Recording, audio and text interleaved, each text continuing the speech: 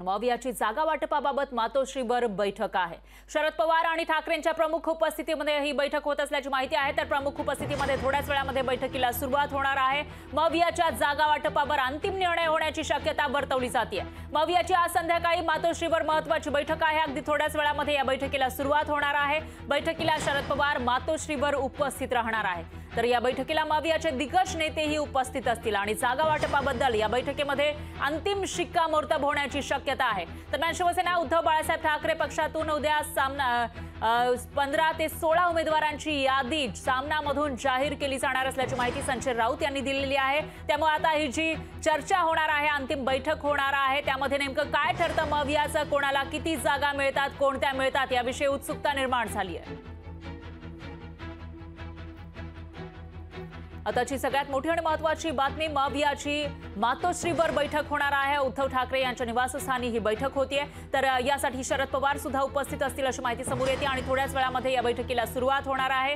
याच बैठकीमध्ये अंतिम जागा वाटपावर शिक्कामोर्तब होणार असल्याची माहिती समोर येते। त्यामुळे आता लोकसभेचं हे जागा वाटप मविया नेमकं कसं करतं, कोणता फॉर्म्युला मवियाकडून दिला जाणार याकडे सगळ्यांचं लक्ष आहे। तर मवियामध्ये काही जागांवरून रस्सीखेच सुरू असल्याचं दिसत होतं आणि त्याचबरोबर वंचित कडून सुद्धा त्याविषयी वारंवार माहिती दिली जात होती आणि त्यानंतर आता मवियाची अगदी थोड्याच वेळामध्ये मातोश्रीवर महत्त्वाची बैठक होणार आहे आणि या बैठकीला शरद पवार ही सुद्धा मातोश्रीवर उपस्थित राहणार आहेत। त्यामुळे आता मवियाचे हे दिग्गज नेते मिळून नेमका काय निर्णय घेतात ते बघावं लागेल।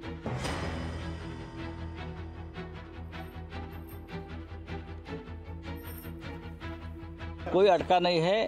शिवसेना की लिस्ट कल हम प्रसिद्ध करेंगे। हमारे जो उम्मीदवार है उनकी जो पहली लिस्ट है, पहली सूची है, सर कितनी कल हम लगभग 15 या 16 सीट हम कल जाहिर करेंगे। 15 ते 16 जागांवरील जे उमेदवार आहेत ते जाहीर करणार असल्याचं संजय राऊत यांनी सांगितलेलं आहे। शिवसेना उद्धव बाळासाहेब ठाकरे पक्षाचे प्रमुख नेते संजय राऊत यांनी ही माहिती दिलेली आहे। त्यामुळे याविषयी सुद्धा उत्सुकता निर्माण झाली आहे। आता हे 15 ते 16 उमेदवार नेमके कोण असणार ठाकरेंच्या शिवसेनेचे ते बघावं लागेल।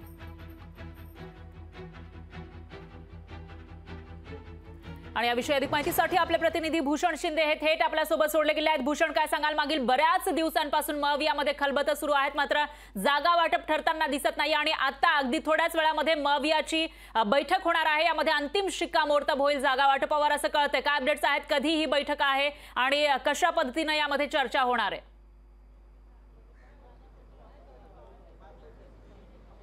नक्कीच फरा, आज साधारण 5 ते 5:30 दरम्यान मवियाची अत्यंत महत्त्वाची बैठक पार पडणार आहे।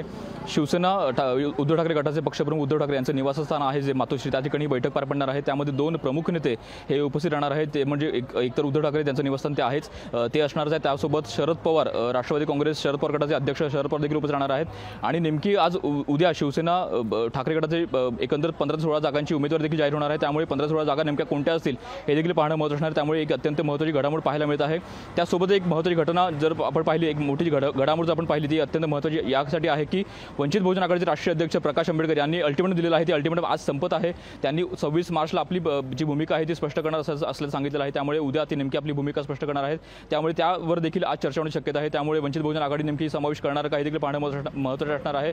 मात्र सध्या तरी ही बैठक पार पडणार आहे। अगदी थोड्याच वेळामध्ये शरद पवार हे आता मातोश्री येथे पोहोचणार, तेव्हा एकंदर त्या बैठकीला सुरुवात होणार आहे। फरा, निश्चितच भूषण, थोड्याच वेळामध्ये या बैठकीला सुरुवात होईल। बैठकीमध्ये नेमकं काय ठरतं याकडे लक्ष आहे आणि त्याचबरोबर मवियाच्या या बैठकीवरच आता वंचित कडून उद्या जी पत्रकार परिषद घेतली जाणार आहे त्याचाही निर्णय अवलंबून आहे असं म्हणता येईल। त्यामुळे या बैठकीची अपडेट आपण तुमच्याकडून घेत राहूया। दरम्यान धन्यवाद तुम्ही दिलेल्या या सविस्तर माहितीसाठी।